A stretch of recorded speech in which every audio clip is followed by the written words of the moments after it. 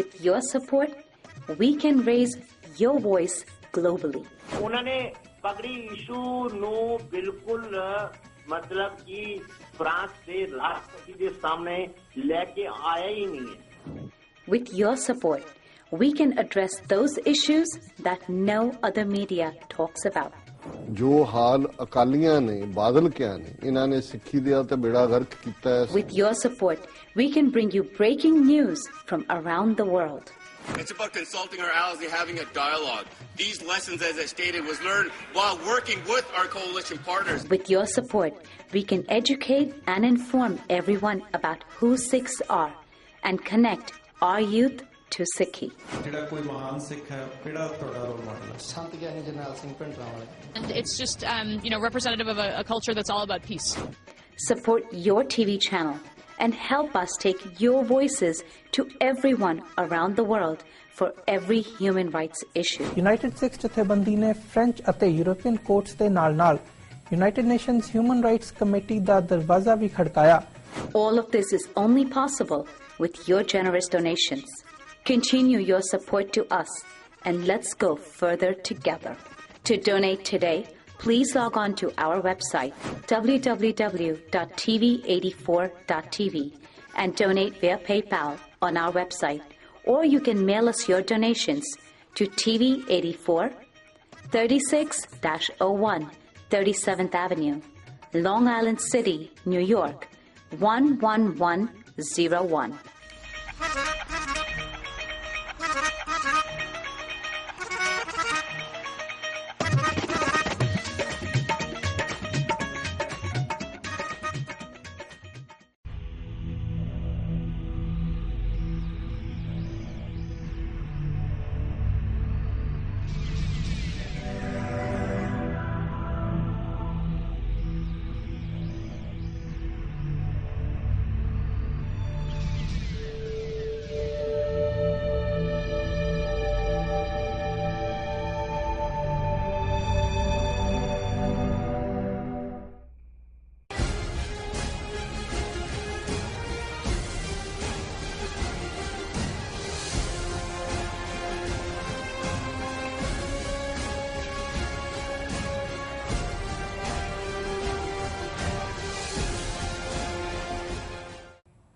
ਵਾਹਿਗੁਰੂ ਜੀ ਕਾ ਖਾਲਸਾ ਵਾਹਿਗੁਰੂ ਜੀ ਕੀ ਫਤਿਹ। ਮੈਂ ਤੁਹਾਡੀ ਹੋਸਟ ਨੀਲਮ ਕੌਰ ਤੇ ਮੈਂ ਟੀਵੀ 84 ਦੇ ਸਾਰੇ ਦਰਸ਼ਕਾਂ ਤੇ ਸਰੋਤਿਆਂ ਦਾ ਦਿਲੀ ਸਵਾਗਤ ਕਰਦੀ ਹਾਂ ਪ੍ਰੋਗਰਾਮ ਸੱਚੋ ਸੱਚ ਵਿੱਚ, ਜੋ ਇਸ ਪ੍ਰੋਗਰਾਮ ਨੂੰ ਦੇਸ਼ਾਂ ਵਿਦੇਸ਼ਾਂ ਵਿੱਚ ਬੈਠ ਕੇ ਦੇਖਦੇ ਸੁਣ ਰਹੇ ਨੇ। ਹੱਕ ਸੱਚ ਦੀ ਆਵਾਜ਼ ਨੂੰ ਬੁਲੰਦ ਕਰਨ ਵਾਲੇ ਡਾਕਟਰ ਅਮਰਜੀਤ ਸਿੰਘ ਜੀ ਰੋਜ਼ਾਨਾ ਦੀ ਤਰ੍ਹਾਂ ਸਟੂਡੀਓ ਵਿੱਚ ਆਏ ਹੋਏ ਨੇ। ਆਓ ਨਾ ਮਿਲ ਕੇ ਪ੍ਰੋਗਰਾਮ ਦੀ ਸ਼ੁਰੂਆਤ ਕਰਦੇ ਹਾਂ। ਜੀ ਡਾਕਟਰ ਸਾਹਿਬ ਵਾਹਿਗੁਰੂ ਜੀ ਕਾ ਖਾਲਸਾ ਵਾਹਿਗੁਰੂ ਜੀ ਕੀ ਫਤਿਹ। ਜੀ ਡਾਕਟਰ ਸਾਹਿਬ ਤੁਹਾਡਾ ਬਹੁਤ ਬਹੁਤ ਸਵਾਗਤ ਹੈ ਪ੍ਰੋਗਰਾਮ ਸੱਚੋ ਸੱਚ ਵਿੱਚ। ਸ਼ੁਕਰੀਆ ਜੀ ਡਾਕਟਰ ਸਾਹਿਬ ਅੱਜ ਡੇਟ ਹੈਗੀ ਹੈ 17 ਜੂਨ 2016 3 ਹਾੜ ਨਾਨਕਸ਼ਾਹੀ ਸੰਮਤ 548 ਦਾ ਦਿਨ ਹੈ। ਤੇ ਡਾਕਟਰ ਸਾਹਿਬ ਪ੍ਰੋਗਰਾਮ ਦੇ ਸ਼ੁਰੂ ਵਿੱਚ ਤੁਸੀਂ ਅੱਜ ਕਿਹੜੀਆਂ ਅਹਿਮ ਵਿਚਾਰ ਚਰਚਾਵਾਂ ਸਾਡੇ ਦਰਸ਼ਕਾਂ ਨਾਲ ਸਾਂਝੀਆਂ ਕਰਨ ਜਾ ਰਹੇ ਹੋ? ਦੇਖੋ ਅਸੀਂ ਬਹੁਤ ਸਮਾਂ ਪਹਿਲਾਂ ਇਹ ਮਨ ਬਣਾਇਆ ਸੀ ਕਿ ਸ਼ੁੱਕਰਵਾਰ ਦਾ ਪ੍ਰੋਗਰਾਮ ਅਸੀਂ ਹਿਸਟਰੀ ਓਰੀਐਂਟਡ ਜਾਂ ਕੋਈ ਨਾ ਕੋਈ ਜਿਹੜੀ ਬਹੁਤ ਅਹਿਮ ਘਟਨਾ ਬੀਤੇ 'ਚ ਹੋਏ, ਕਰੰਟ ਇਵੈਂਟ ਬੇਸ਼ੱਕ ਨਾ ਹੋਏ ਜੀ, ਉਸ ਤੇ ਵਿਚਾਰ ਚਰਚਾ ਕਰੀਏ। ਪਰ ਫਿਰ ਕਈ ਵਾਰ ਕਰੰਟ ਘਟਨਾਵਾਂ ਇੰਨੀਆਂ ਡੋਮੀਨੇਟ ਕਰਦੀਆਂ ਨੇ ਕਿ ਇਹ ਸੈਕਸ਼ਨ ਪੁਸ਼ ਹੋ ਜਾਂਦਾ ਹੈ। ਲੇਕਿਨ ਹੁਣ ਅਸੀਂ ਦੁਬਾਰਾ ਮਨ ਬਣਾ ਕੇ ਇਸ ਗੱਲ ਵੱਲ ਧਿਆਨ ਦੇਣ ਦੀ ਕੋਸ਼ਿਸ਼ ਕਰਾਂਗੇ ਕਿ ਫਰਾਈਡੇ ਦਾ ਪ੍ਰੋਗਰਾਮ ਸਾਡਾ ਕਿਸੇ ਹੱਦ ਤੱਕ, ਜਦੋਂ ਤੱਕ ਵੀ ਇਹ ਪੋਸੀਬਲ ਹੁੰਦਾ, ਕੋਈ ਅਹਿਮ ਡਾਕੂਮੈਂਟ, ਕੋਈ ਅਹਿਮ ਘਟਨਾ ਜਾਂ ਕੋਈ ਅਹਿਮ ਵਿਚਾਰ, ਔਰ ਜੇ ਕੋਈ ਬਹੁਤ ਕੰਪੈਲਿੰਗ ਕਰੰਟ ਘਟਨਾ ਹੋਏਗੀ ਫਿਰ ਜ਼ਾਹਰ ਹੈ ਵੀ ਅਸੀਂ ਉਸ ਨਾਲ ਵੀ ਉਹਨੂੰ ਜੋੜ ਕੇ ਵਿਚਾਰ ਕਰਾਂਗੇ ਜੀ। ਬਹੁਤਿਆਂ ਨੂੰ ਇਹ ਲੱਗਦਾ ਹੈ ਵੀ ਖਾਲਿਸਤਾਨ ਦੀ ਮੂਵਮੈਂਟ ਘੱਲੂਘਾਰਾ 84 ਤੋਂ ਬਾਅਦ ਸ਼ੁਰੂ ਹੋਈ। ਕੁਛ ਜਿਹੜੇ ਨੇ ਬੈਕ ਜਾ ਕੇ 47 ਨਾਲ ਤਾਂ ਅਸੀਂ ਸਾਰੇ ਹੀ ਜੋੜਦੇ ਹਾਂ ਕਿ 47 'ਚ ਸਾਡੇ ਕੋਲ ਓਪਰਚੁਨਿਟੀ ਸੀ, ਮੌਕਾ ਸੀ ਕਿ ਅਸੀਂ ਜਿਹੜਾ ਆਪਣਾ ਮੁਲਕ ਲੈ ਸਕਦੇ, ਪਰ ਸਾਡੀ ਲੀਡਰਸ਼ਿਪ ਨਾਇਲ ਸੀ। ਉਹਨਾਂ ਨੇ ਗਾਂਧੀ ਔਰ ਨਹਿਰੂ ਦੇ ਉੱਤੇ ਇਤਬਾਰ ਕੀਤਾ ਔਰ ਆਪਣੀ ਹੋਣੀ ਜਿਹੜੀ ਹੈ ਉਹ ਆਪ ਘੜਨ ਦੀ ਥਾਂ ਤੇ ਆਪਣੀ ਕਿਸਮਤ ਘੜਨ ਦਾ ਹੱਕ ਜਿਹੜਾ ਹੈ ਉਹ ਕਾਂਗਰਸ ਦੇ ਹਵਾਲੇ ਕੀਤਾ। ਨਤੀਜੇ ਦੇ ਤੌਰ ਤੇ ਜੋ ਕੁਛ ਪਿਛਲੇ 68-69 ਸਾਲ 'ਚ ਵਾਪਰ ਰਿਹਾ ਉਹ ਸਾਹਮਣੇ ਹੈ, ਜਿਸ ਦੀ ਅਕਸਰ ਅਸੀਂ ਚਰਚਾ ਕਰਦੇ ਜੀ। ਇਹਦੇ 'ਚ ਵੀ ਕੋਈ ਸ਼ੱਕ ਨਹੀਂ ਹੈ ਕਿ ਖਾਲਸੇ ਦਾ ਰਾਜ ਦਾ ਹੱਕ, ਪੋਲੀਟੀਕਲੀ ਸੋਵਰਨ ਹੋਣ ਦਾ ਹੱਕ ਜਾਂ ਗੁਲਾਮੀ ਨਾ ਕਬੂਲਣ ਦੀ ਜਿਹੜੀ ਬੇਸਿਕ ਗੱਲ ਹੈ, ਇਹ 1699 ਈਸਵੀ ਦੀ ਵਿਸਾਖੀ ਨੂੰ ਖਾਲਸਾ ਸਾਜਨਾ ਦੇ ਨਾਲ ਹੀ ਜਿਹੜੀ ਹੈ ਗੁਰੂ ਕਲਗੀਧਰ ਪਾਤਸ਼ਾਹ ਨੇ ਐਸਟੈਬਲਿਸ਼ ਕਰ ਦਿੱਤੀ। ਔਰ ਜਦੋਂ ਅਸੀਂ ਰਾਜ ਕਰੇਗਾ ਖਾਲਸਾ, ਆਕੀ ਰਹੇ ਨਾ ਕੋਏ, ਖੁਆਰ ਹੋਏ ਸਭ ਮਿਲेंगे, ਬਚੇ ਸ਼ਰਨ ਜੋ ਹੋਏ ਪੜ੍ਹਦੇ हैं, ਜਾਂ ਅਰਦਾਸ ਦੇ ਵਿੱਚ ਖਾਲਸਾ ਜੀ ਕੇ ਬੋਲ ਬਾਲੇ ਦੇ ਸ਼ਬਦ ਦੁਹਰਾਉਂਦੇ, ਜਾਂ ਬੀਤੀਆਂ ਸਦੀਆਂ ਦੇ ਵਿੱਚ ਜਦੋਂ ਇਹ ਬੜਾ ਸਪਸ਼ਟ ਸੀ ਕਿ ਖਾਲਸਾ ਜਾਂ ਬਾਦਸ਼ਾਹ ਜਾਂ ਬਾਗੀ। ਸੋ ਜ਼ਾਹਰ ਹੈ ਕਿ ਇਹ ਜਿਹੜਾ ਸਾਡਾ ਆਪਣੇ ਰਾਜ ਕਰਨ ਦਾ ਜਾਂ ਆਪਣੀ ਸੋਵਰਨਟੀ ਦਾ ਹੱਕ ਹੈ, ਇਹ ਤਾਂ ਸਾਡੇ 'ਚ ਇਨਹੈਰੈਂਟ ਹੈ। ਉਹ ਸਾਡੇ ਵਿੱਚ ਜਿਹੜਾ ਹੈ ਉਸ ਦੀ ਬੇਸਿਕ ਪ੍ਰੋਗਰਾਮਿੰਗ ਹੈ, ਜਾਂ ਸਿੱਖ ਹੋਣ ਦਾ ਮਤਲਬ ਹੀ ਸੋਵਰਨ ਹੋਣਾ। ਪਰ ਇਤਿਹਾਸਕ ਹਵਾਲਿਆਂ ਨਾਲ ਜੇ ਅਸੀਂ ਦੇਖੀਏ, 1849 ਦੇ ਵਿੱਚ ਸਿੱਖ ਰਾਜ ਧੋਖੇ ਦੇ ਨਾਲ ਅੰਗਰੇਜ਼ ਨਾਬਾਲਗ ਦਲੀਪ ਸਿੰਘ ਨੂੰ ਜਿਹੜਾ ਅੰਗੂਠਾ ਲਾਉਣ ਤੇ ਮਜਬੂਰ ਕਰਕੇ ਖੋਹ ਲੈਂਦੇ ਨੇ।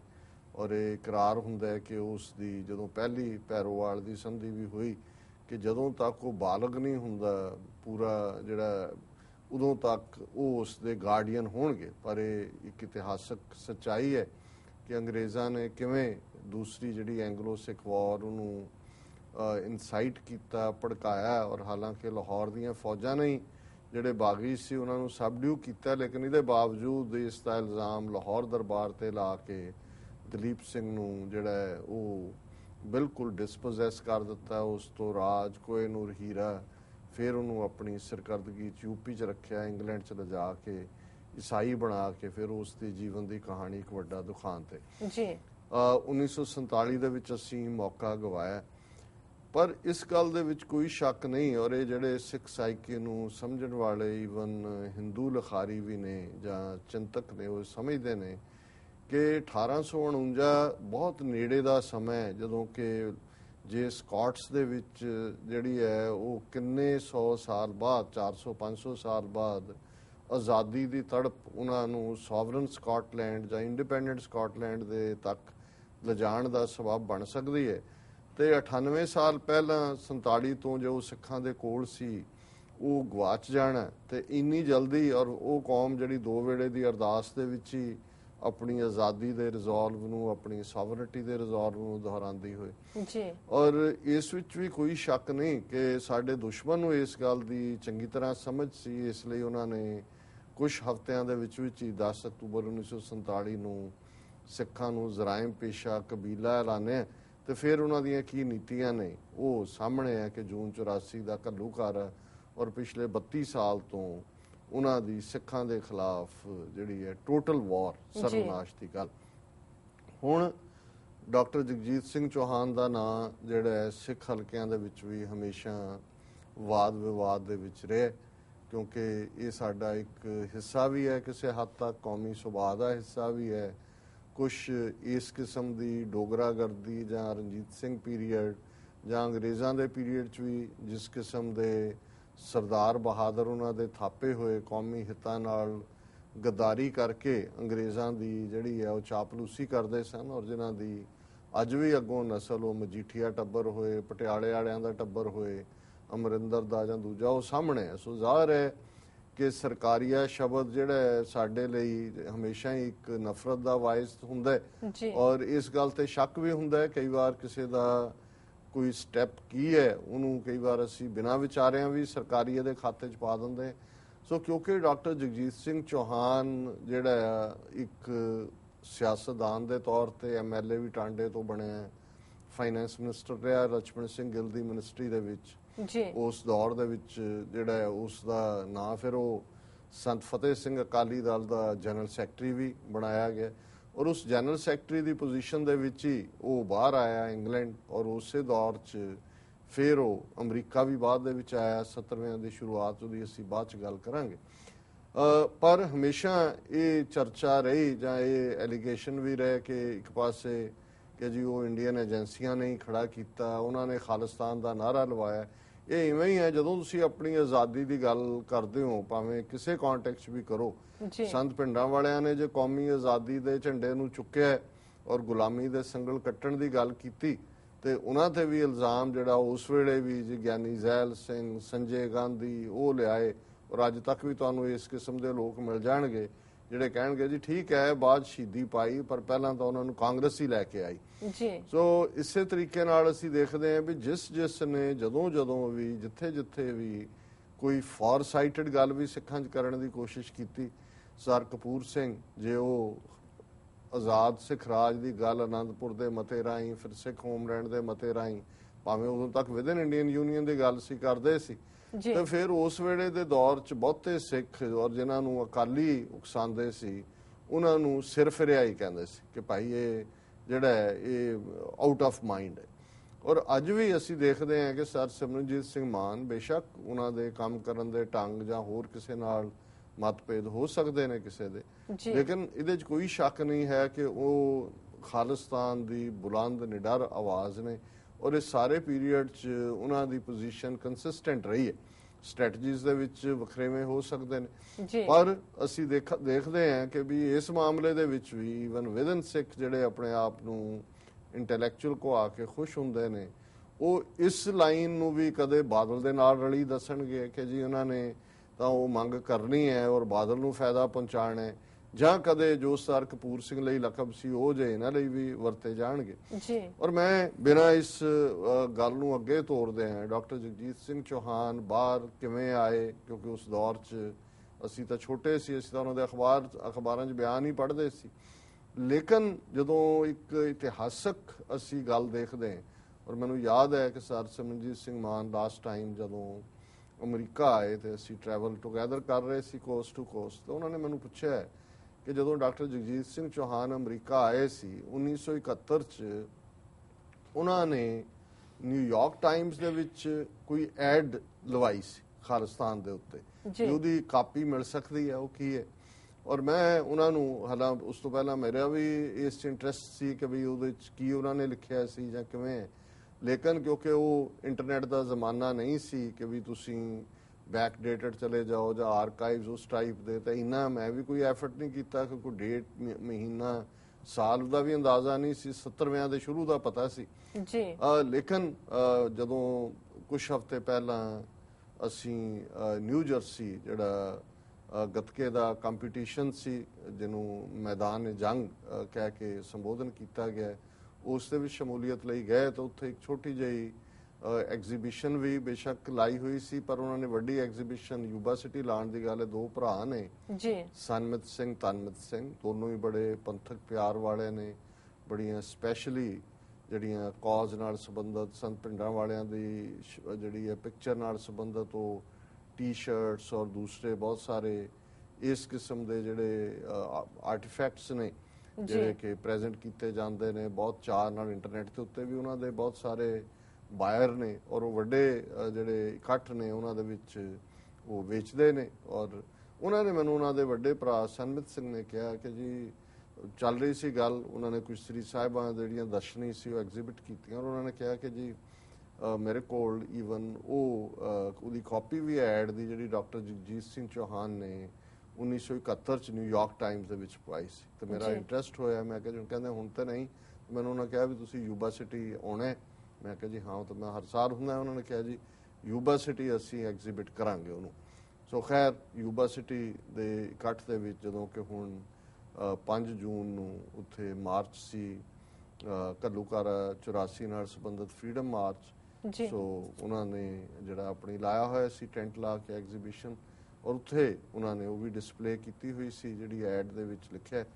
ਸੋ ਅਸੀਂ ਉਸ ਦੀ ਕਿਉਂਕਿ ਉਦੋਂ ਉਹ ਵੀ ਕਾਹਲੀ 'ਚ ਸੀ, ਮੈਂ ਵੀ ਕਾਹਲੀ 'ਚ ਸੀ, ਕੁਛ ਕੈਮਰਾ ਸ਼ਾਟ ਲੈ ਕੇ ਉਹਨੂੰ ਜੋੜ ਜਾੜ ਕੇ ਅਸੀਂ ਬਣਾ ਲਿਆ ਅੱਜ ਦੀ ਵਿਚਾਰ ਲਈ ਕਰਨ ਲਈ।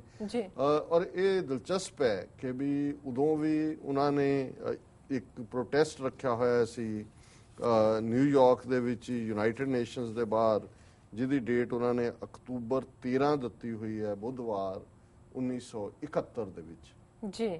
ਸੋ ਜ਼ਾਹਰ ਹੈ ਵੀ ਇਸ ਐਡ ਦੀ, ਕਿਉਂਕਿ ਉੱਪਰ ਮੈਂ ਡੇਟ ਤਾਂ ਨਹੀਂ ਦੇਖ ਸਕਿਆ, ਉੱਤੇ ਫਰੇਮਡ ਸੀ।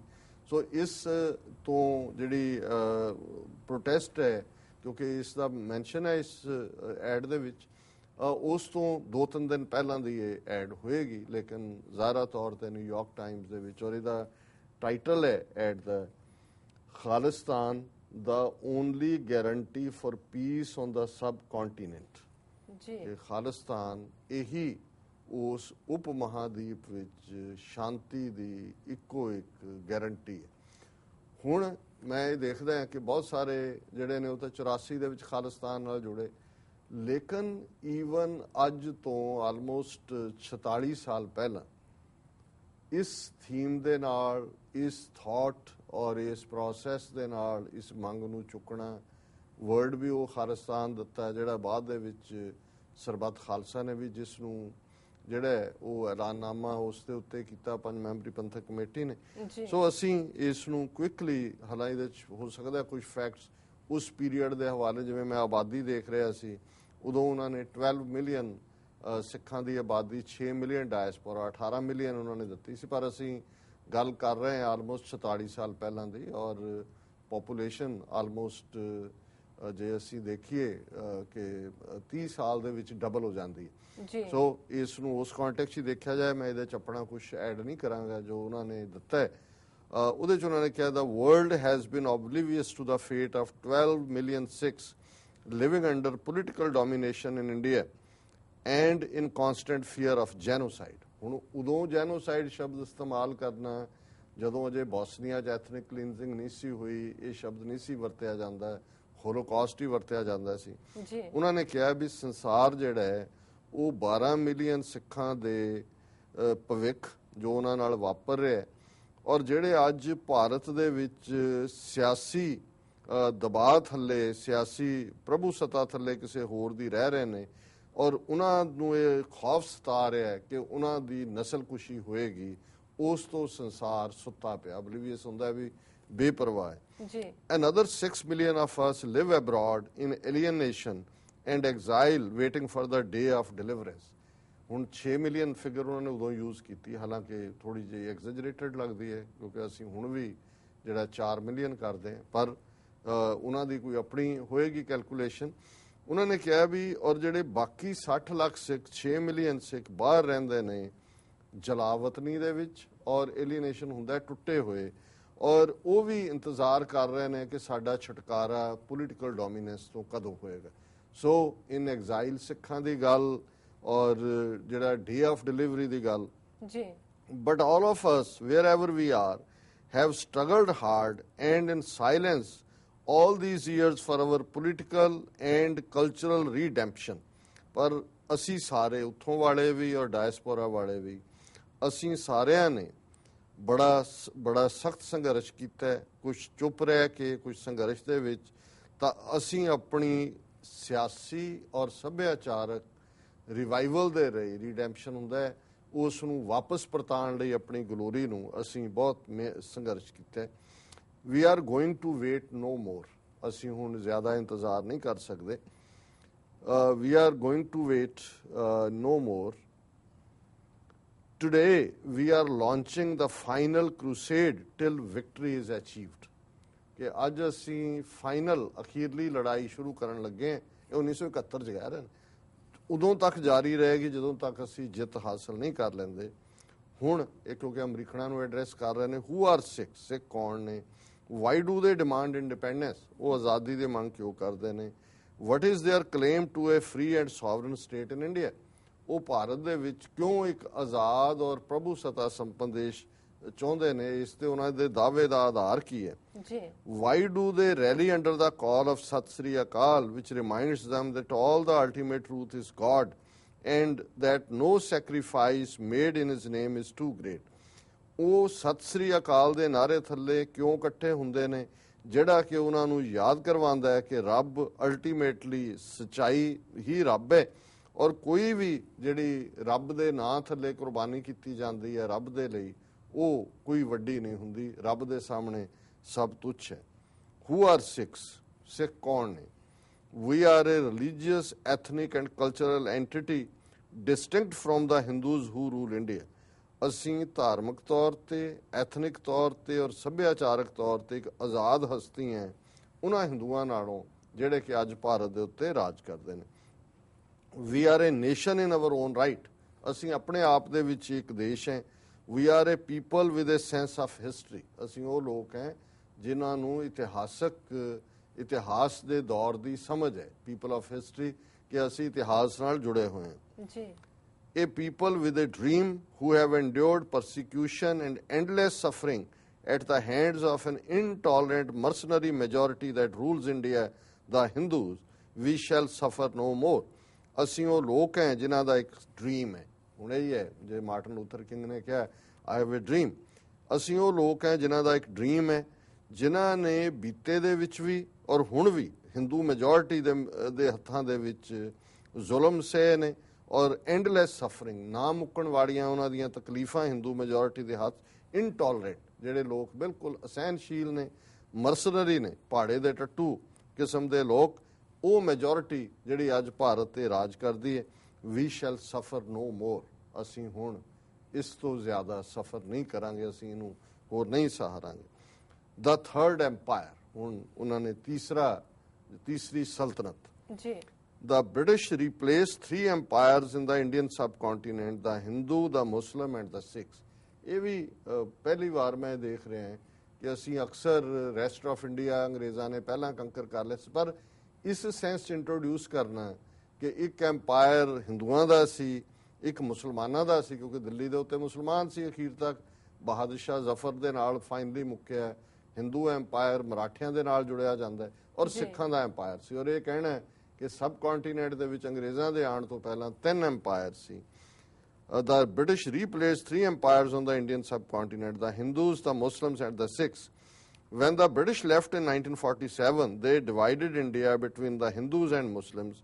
The Sikhs were denied self-government. ਜਦੋਂ ਅੰਗਰੇਜ਼ਾਂ ਨੇ 1947 ਛੱਡਿਆ ਭਾਰਤ, ਉਹਨਾਂ ਨੇ ਦੋਵਾਂ ਦੇ ਵਿੱਚ ਵੰਡ ਦਿੱਤਾ ਸਬ ਕੰਟੀਨੈਂਟ ਨੂੰ। ਉਹ ਬਾਰ-ਬਾਰ ਉਪ ਮਹਾਦੀਪ ਇਸਤੇਮਾਲ ਕਰ ਰਹੇ ਨੇ ਔਰ ਉਹਦੇ ਇੰਡੀਅਨ ਸਬ ਕੰਟੀਨੈਂਟ ਵੀ ਨਹੀਂ ਕਹਿ ਰਹੇ, ਜਿਹੜੀ ਕਿ ਬਹੁਤ ਮਤਲਬ ਸਿਆਣੀ ਗੱਲ ਹੈ। ਉਹਨਾਂ ਨੇ ਕਿਹਾ ਕਿ ਵੀ ਉਹਨਾਂ ਨੇ ਜਿਹੜਾ ਸਬ ਕੰਟੀਨੈਂਟ ਨੂੰ ਵੰਡ ਦਿੱਤਾ ਔਰ ਸਿੱਖਾਂ ਨੂੰ ਜਿਹੜਾ ਉਹ ਜਿਹੜੀ ਸੈਲਫ ਗਵਰਨਮੈਂਟ ਸੀ ਉਸ ਤੋਂ ਡਿਨਾਈ ਕਰਵਾਇਆ। At the time of partition of Indian sub continent 1947, it was agreed that the Sikhs shall have an area in which they will have complete freedom to shape their lives according to their beliefs. ਇਹ ਹੁਣ ਨਹਿਰੂ ਦੇ ਉਸ ਇਕਰਾਰ ਦੀ ਗੱਲ ਹੈ ਕਿ ਇਹ ਸਿੱਖਾਂ ਦੇ ਨਾਲ ਇਕਰਾਰ ਕੀਤਾ ਗਿਆ ਹੈ ਕਿ ਵੀ ਸਿੱਖਾਂ ਨੂੰ ਇੱਕ ਇਲਾਕਾ ਦਿੱਤਾ ਜਾਏਗਾ ਜਿੱਥੇ ਕਿ ਆਜ਼ਾਦਾਨਾ ਤੌਰ ਦੇ ਉੱਤੇ ਉਹ ਆਪਣੀ ਕਿਸਮਤ ਜਿਹੜੀ ਹੈ ਉਹ ਘੜ ਸਕਣਗੇ। On the basis of assurances received, the Sikhs agreed to throw in their lot with India, hoping for the fulfillment of the dream of an independent sovereign homeland, the Punjab. ਉਹਨਾਂ ਨੇ ਕਿਹਾ ਵੀ ਇਹਨਾਂ ਭਰੋਸਿਆਂ ਦੇ ਉੱਤੇ ਜੋ ਸਿੱਖਾਂ ਨੂੰ ਦਿੱਤੇ ਗਏ, ਸਿੱਖਾਂ ਨੇ ਭਾਰਤ ਦੇ ਨਾਲ ਆਪਣੀ ਕਿਸਮਤ ਜੋੜੀ ਔਰ ਇਸ ਆਸ ਦੇ ਨਾਲ ਕਿ ਉਹਨਾਂ ਦੀ ਜਿਹੜੀ ਡ੍ਰੀਮ ਹੈ ਇੱਕ ਆਜ਼ਾਦ ਦੇਸ਼ ਦੀ, ਸੋਵਰਨ ਦੀ, ਪੰਜਾਬ ਦੇ ਵਿੱਚ, ਉਹ ਦੀ ਪੰਜਾਬ ਉਹ ਪੂਰੀ ਹੋਏਗੀ। ਹੁਣ ਦੂਜਾ ਉਹਨਾਂ ਨੇ ਹੈਡਿੰਗ ਦਿੱਤਾ ਹੈ। ਪਹਿਲਾ ਹੈਡਿੰਗ ਸੀ ਦਾ ਥਰਡ ਐਮਪਾਇਰ, ਦੂਸਰਾ ਹੈਡਿੰਗ ਹੈ Sikhs betrayed, but India betrayed the Sikhs, ਪਰ ਭਾਰਤ ਨੇ ਸਿੱਖਾਂ ਨਾਲ ਗੱਦਾਰੀ ਕੀਤੀ। It was a great betrayal of the hopes and aspirations of 18 million people. 18 million ਲੋਕਾਂ ਦੀਆਂ ਆਸਾਂ ਔਰ ਉਹਨਾਂ ਦੀਆਂ ਉਮੰਗਾਂ, ਹੋਪਸ ਐਂਡ ਐਸਪੀਰੇਸ਼ਨਸ ਦੇ ਨਾਲ ਇਹ ਬਹੁਤ ਵੱਡੀ ਗਦਾਰੀ ਸੀ। The Sikhs waited for justice till the bitter end, and when it became clear that the Hindu rulers of India were determined to deny them their basic right to exist as a sovereign, self-dependent people, they decided to launch a struggle for the restoration of their rights, to win for themselves an independent state and live in it in freedom and dignity.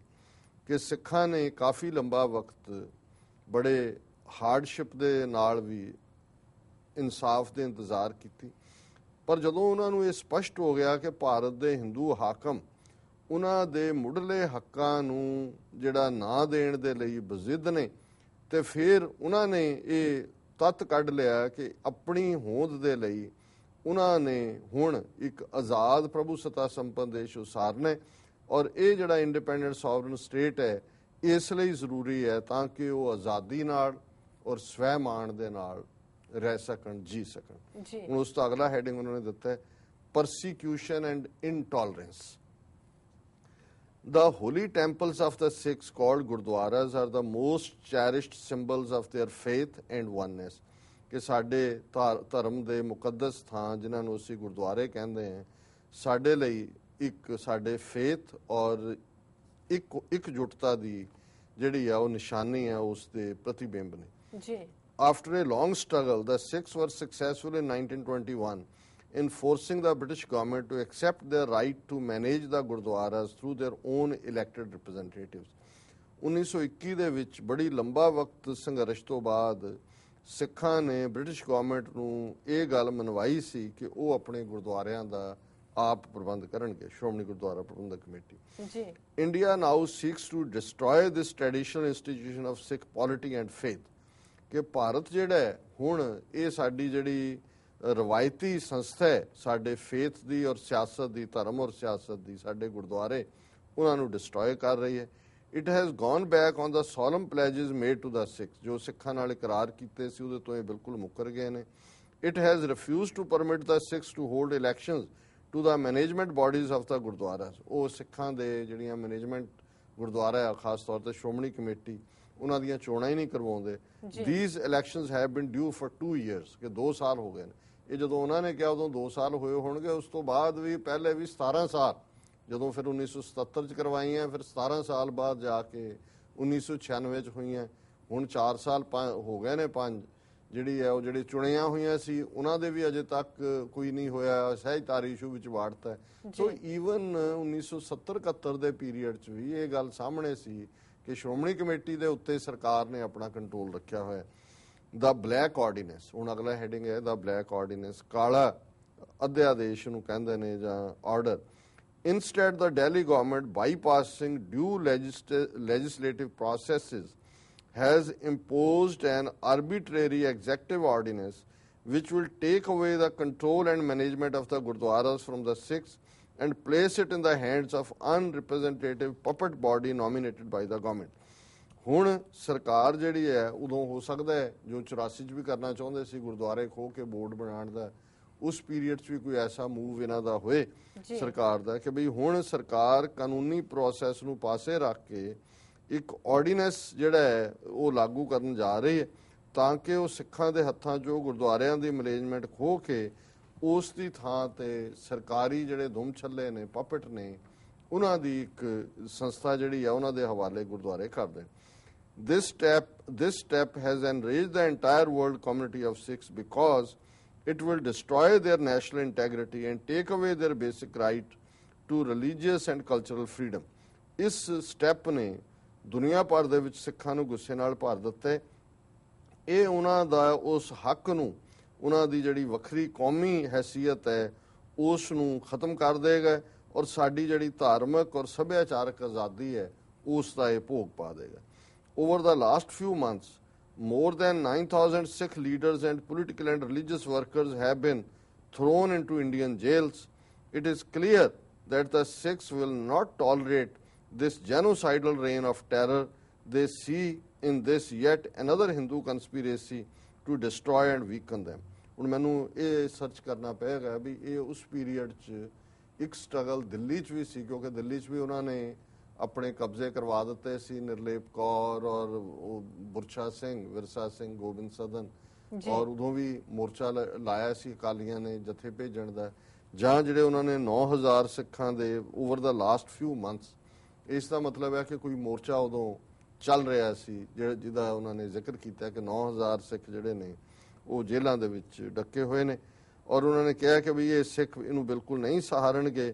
ਇਹਦੇ ਥੱਲੇ they see in this yet another Hindu conspiracy to destroy and weaken them, ਕਿ ਇਹ ਇੱਕ ਹੋਰ ਹਿੰਦੂ ਸਾਜ਼ਿਸ਼ ਹੈ ਉਹਨਾਂ ਨੂੰ, ਸਿੱਖਾਂ ਨੂੰ ਤਬਾਹ ਕਰਨ ਦੀ ਔਰ ਕਮਜ਼ੋਰ ਕਰਨ ਦੀ। ਹੁਣ ਅਗਲੀ ਹੈਡਿੰਗ ਹੈ ਵਾਈ ਇੰਡੀਪੈਂਡੈਂਸ, ਆਜ਼ਾਦੀ ਕਿਉਂ। The Sikhs traditionally a vigorous, violent nation steeped in religion, distinct from any other ethnic or cultural group on the subcontinent, first came to power in the Punjab. ਕਿ ਸਿੱਖ ਜਿਹੜੇ ਰਵਾਇਤੀ ਤੌਰ ਤੇ ਬੜੇ ਤਾਕਤ ਭਰਪੂਰ, ਵਿਗੋਰਸ, ਵੇਲੈਂਟ, ਬਹਾਦਰ ਕੌਮ, ਪਰ ਉਹਨਾਂ ਦਾ ਮਨ ਜਿਹੜਾ ਹਮੇਸ਼ਾ ਫੇਥ ਨਾਲ, ਧਰਮ ਨਾਲ ਜੁੜਿਆ ਹੋਇਆ, ਕਿਸੇ ਵੀ ਹੋਰ ਸੱਭਿਆਚਾਰਕ ਗਰੁੱਪ ਤੋਂ ਉਹ ਵੱਖਰੇ ਨੇ, ਕਿਸੇ ਵੀ ਐਥਨੀਸਿਟੀ ਤੋਂ। ਇਹ ਉਹ ਸਬ ਕੰਟੀਨੈਂਟ ਪੰਜਾਬ ਦੇ ਵਿੱਚ ਸਭ ਤੋਂ ਪਹਿਲਾਂ ਉਹਨਾਂ ਨੇ ਜਿਹੜੀ ਹੈ ਉਹ ਜਦੋਂ ਤਾਕਤ 'ਚ ਆਏ, their empire stretched over what was then northern India. ਉਸ ਵੇਲੇ ਦਾ ਜਿਹਨੂੰ ਉੱਤਰੀ ਭਾਰਤ ਕਹਿੰਦੇ ਸੀ ਉਸ ਦੇ ਵਿੱਚ ਉਹਨਾਂ ਦਾ ਸਾਮਰਾਜ ਫੈਲਿਆ ਹੋਇਆ ਸੀ ਜੀ। ਦਿਸ ਵਾਸ ਮੋਰ ਦੈਨ 150 years ago, ਇਹ ਲਗਭਗ 150 ਸਾਲ ਪਹਿਲਾਂ ਦੀ ਗੱਲ ਹੈ।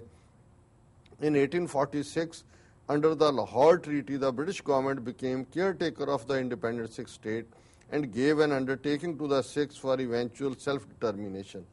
ਕਿ 150 ਸਾਲ ਪਹਿਲਾਂ 1848 ਦੇ ਵਿੱਚ ਜਿਹੜੀ ਹੈ ਲਾਹੌਰ ਟਰੀਟੀ ਦੇ ਥੱਲੇ ਅੰਗਰੇਜ਼ ਸਰਕਾਰ ਆਜ਼ਾਦ ਸਿੱਖ ਰਾਜ ਦੀ ਕੇਅਰਟੇਕਰ ਬਣੀ Dalip Singh and gave N undertaking ਔਰ ਸਿੱਖਾਂ ਨਾਲ ਉਹਨਾਂ ਨੇ ਇਕਰਾਰ ਕੀਤਾ ਕਿ ਵੀ ਉਹ ਸਿੱਖਾਂ ਨੂੰ ਅਲਟੀਮੇਟਲੀ ਸਵੈ ਨਿਰਣੇ ਦਾ ਹੱਕ ਦੇਣਗੇ ਜੀ।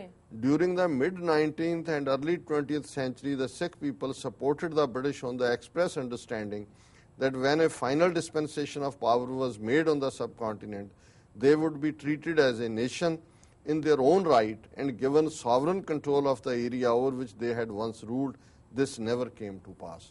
ਉਹਨਾਂ ਨੇ ਕਿਹਾ ਜੀ ਕਿ 19ਵੀਂ ਸਦੀ ਦੇ ਦੂਸਰੇ ਅੱਧ 'ਚ ਔਰ 20ਵੀਂ ਸਦੀ ਦੀ ਸ਼ੁਰੂਆਤ 'ਚ ਸਿੱਖਾਂ ਨੇ ਅੰਗਰੇਜ਼ਾਂ ਦੀ ਇਸ ਲਈ ਹਮਾਇਤ ਕੀਤੀ, ਉਹਨਾਂ ਦੀ ਅੰਡਰਸਟੈਂਡਿੰਗ ਸੀ, ਉਹ ਸਮਝਦੇ ਸੀ ਕਿ ਜਦੋਂ ਅੰਗਰੇਜ਼ ਪਾਵਰ ਦੇਣਗੇ ਇਸ ਸਬ ਕੰਟੀਨੈਂਟ ਦੇ ਵਿੱਚ ਔਰ ਸਾਨੂੰ ਸਿੱਖਾਂ ਨੂੰ ਇੱਕ ਨੇਸ਼ਨ ਦੇ ਤੌਰ ਤੇ ਟ੍ਰੀਟ ਕਰਨਗੇ ਕਿਉਂਕਿ ਅਸੀਂ ਨੇਸ਼ਨ ਸੀ ਔਰ ਸਾਨੂੰ ਜਿਹੜਾ ਆਪਣੇ ਇਲਾਕੇ ਦੇ ਵਿੱਚ ਸੋਵਰਨ ਰੂਲ ਦੇਣਗੇ, ਪਰ ਇਹ ਕਦੇ ਵੀ ਨਹੀਂ ਵਾਪਰਿਆ। ਹੁਣ ਅਗਲਾ ਉਹਨਾਂ ਦਾ ਹੈਡਿੰਗ ਹੈ ਦਾ ਵੈਨਗਾਰਡ, ਹੁੰਦਾ ਕਿ ਵੀ ਜਿਹੜਾ ਸਭ ਤੋਂ ਮੂਹਰੇ ਲੱਗਣ ਵਾਲਾ ਹੁੰਦਾ ਹੈ, ਜਿਹੜੇ ਫਰੰਟ ਕਮਾਂਡੋ ਹੁੰਦੇ ਨੇ। The Sikhs were in the vanguard of the independence movement, ਕਿ ਸਿੱਖ ਜਿਹਨੂੰ ਹਰਾਵਲ ਦਸਤਾ ਕਹਿੰਦੇ ਨੇ ਮੋਰਲੀਆਂ ਸਫਾਂ ਕਿ ਆਜ਼ਾਦੀ ਦੇ ਸੰਘਰਸ਼ 'ਚ ਵੀ ਅੰਗਰੇਜ਼ਾਂ ਤੋਂ ਆਜ਼ਾਦੀ ਲੈਣ ਲਈ ਸਿੱਖ ਮੋਰਲੀਆਂ ਸਫਾਂ ਦੇ ਵਿੱਚ ਸਨ। In the first bloody confrontation with the British at the Jallianwala Bagh at Amritsar in 1919, of the 1200 people who were gunned down, 950 were Sikhs, ਕਿ ਜਦੋਂ 1919 ਦੇ ਵਿੱਚ ਅੰਗਰੇਜ਼ਾਂ ਦੇ ਨਾਲ ਜਲਿਆਂਵਾਲੇ ਬਾਗ ਜਿਹੜਾ ਟਕਰਾਅ ਹੁੰਦਾ, ਜਿਹੜੇ 1200 ਲੋਕ ਉੱਥੇ ਮਾਰੇ ਗਏ ਉਹਨਾਂ ਚੋਂ 950 ਸਿੱਖ ਸਨ ਜੀ। Of the 110 revolutionaries hanged by the British, 97 were young Sikh firebrands, ਕਿ ਜਿਹੜੇ 110 ਕ੍ਰਾਂਤੀਕਾਰੀਆਂ ਨੂੰ ਅੰਗਰੇਜ਼ਾਂ ਨੇ ਫਾਂਸੀ ਦੇ ਰੱਸਿਆਂ ਤੇ ਲਟਕਾਇਆ, ਉਹਨਾਂ 110 ਚੋਂ 97 ਸਿੱਖ ਸਨ। The British jails were filled with Sikh freedom fighters, but the struggle continued, ਕਿ ਅੰਗਰੇਜ਼ਾਂ ਦੀਆਂ ਜੇਲ੍ਹਾਂ ਸਿੱਖ ਆਜ਼ਾਦੀ ਘੁਲਾਟੀਆਂ ਨੇ ਭਰ ਦਿੱਤੀਆਂ ਪਰ ਉਹਨਾਂ ਨੇ ਆਪਣਾ ਸੰਘਰਸ਼ ਜਾਰੀ ਰੱਖਿਆ।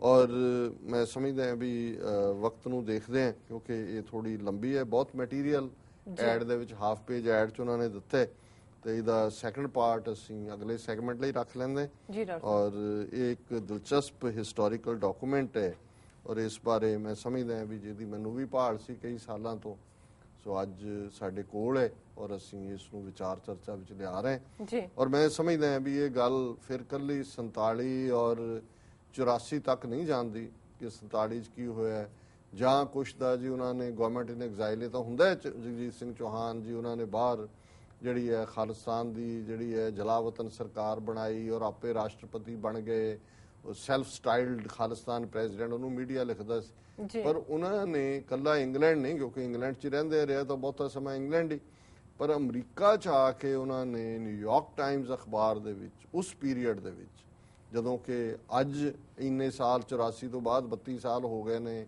ਇੰਨੀ ਵੱਡੀ ਗਿਣਤੀ 'ਚ ਹੁਣ ਸਿੱਖ ਇੱਥੇ ਰਹਿੰਦੇ ਨੇ, 70ਵਿਆਂ ਦੇ ਵਿੱਚ ਤਾਂ ਬਹੁਤ ਥੋੜੇ ਸੀ, ਬਹੁਤੀ ਤਾਂ ਜਿਹੜੀ ਆਬਾਦੀ 84 ਤੋਂ ਬਾਅਦ ਹੋਈ ਹੈ। ਸੋ ਮੈਂ ਸਮਝਦਾ ਵੀ ਇਹਨੂੰ ਫਾਰਸਾਈਟਡਨੈਸ ਵੀ ਕਹਿੰਦੇ ਨੇ ਔਰ ਇਹ ਹਿਸਟਰੀ ਦੇ ਉਸ ਕਨੈਕਸ਼ਨ ਨੂੰ ਵੀ ਜੋੜਦੇ।